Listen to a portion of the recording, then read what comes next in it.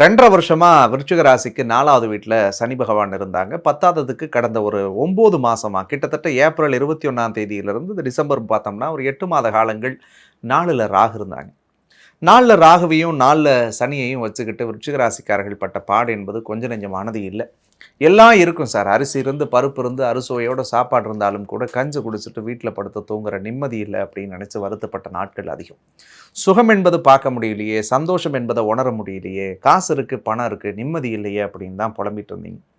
வீட்டுக்குள்ள வந்துட்டாலே ஏதோ ஒரு சூனியம் வச்ச வீட்ல வாழற மாரியான வாழ்க்கை இருக்கு. வீட்ட விட்டு போலாமா? ஊர விட்டு போலாமா? வேற எங்கேயாவது வேற ஏதாவது ஒரு பிசினஸ் பண்ணிட்டு தாண்டிடலாமா? அப்படின்லாம் நெனச்சிட்டு இருந்தீங்க.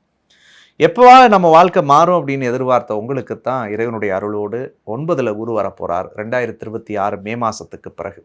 8ல குரு உண்மையை சொல்லணும்னா கொஞ்சம் சவாலாக தான் இருக்கும். முதல்ல ஒரு 4 மாதம் கொஞ்சம் ஸ்லோ அண்ட் ஸ்டடியாக நீங்கள் இருக்கணும். இந்த 4 மாதத்துக்கு பிறகு 9வது இடத்துல வரக்கூடிய குரு, ஓடிப்போன ராஜாவுக்கு 9ல குரு வந்தால் போகிற இடமெல்லாம் சொந்த இடம்னு சொல்லுவாங்க. ஸோ அந்த அடிப்படையில் உங்களுக்கு ஒரு பெரிய வெற்றியை தரும்.